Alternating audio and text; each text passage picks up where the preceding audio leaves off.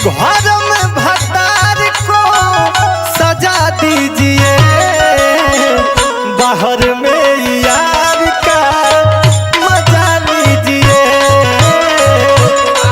हमके मरवई पर कहा तू पिटा करूं? हाँ, ढेर मास्टर मत बनाओ।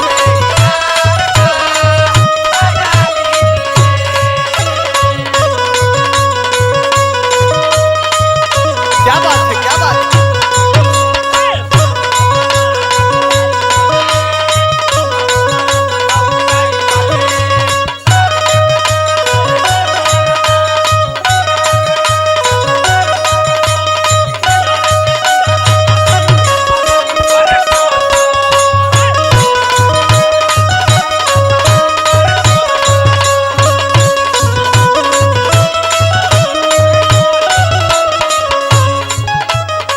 सुनो, का और जितना सेल्फी तारा मोबाइल में लिया तनु, हाँ तो तू आ घरे जाके उनकरे के देख लई हम।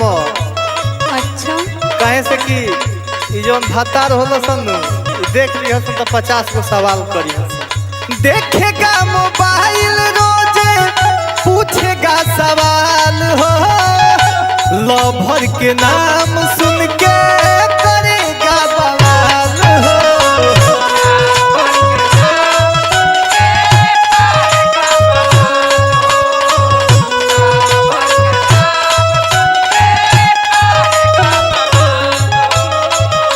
कैसे भुलाई अपना पियवा के प्यार हो, मतलब के लव करे आजकल के यार हो।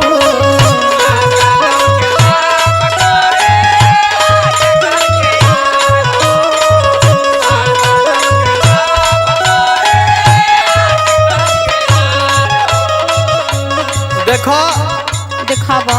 हमरा प्यार में कोनो खोट नहीं खे। अच्छा हम एकदम निस्वार्थ जी ले, हाँ निस्वार्थ प्यार करी ले तोहरा। आ खुल के बतला देतनी, बतावा। लहके जब प्यास तो बुझा लीजिए,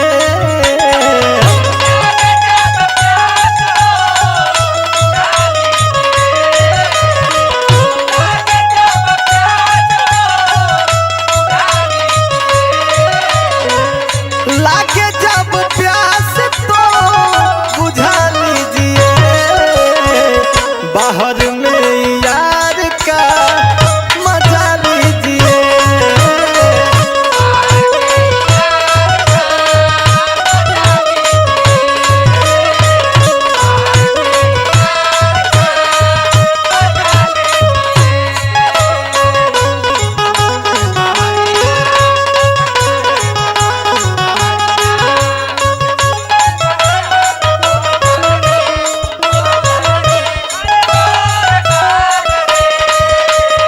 क्या बात है, क्या बात है?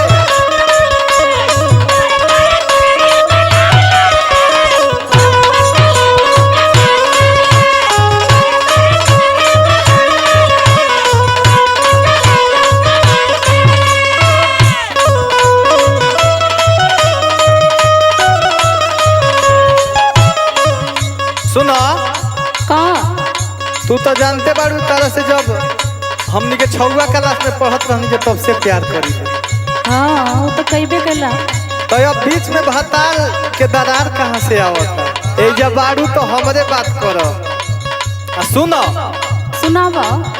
पहला यार को तुम कभी ना भुलाना, चाहे बनाना पड़े सैया से बहाना।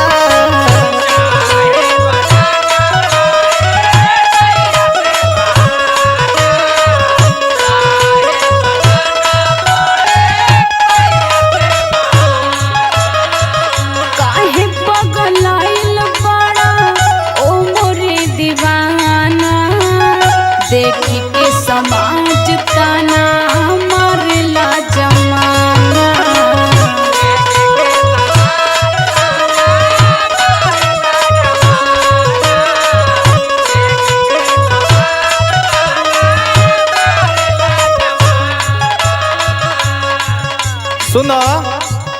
सुनावा।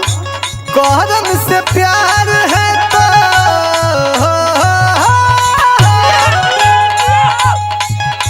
करम से प्यार है तो बता दीजिए।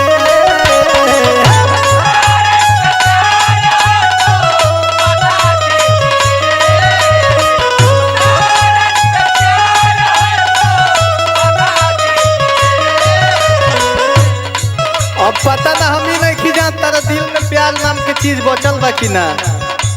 तो का जाना तारा तू?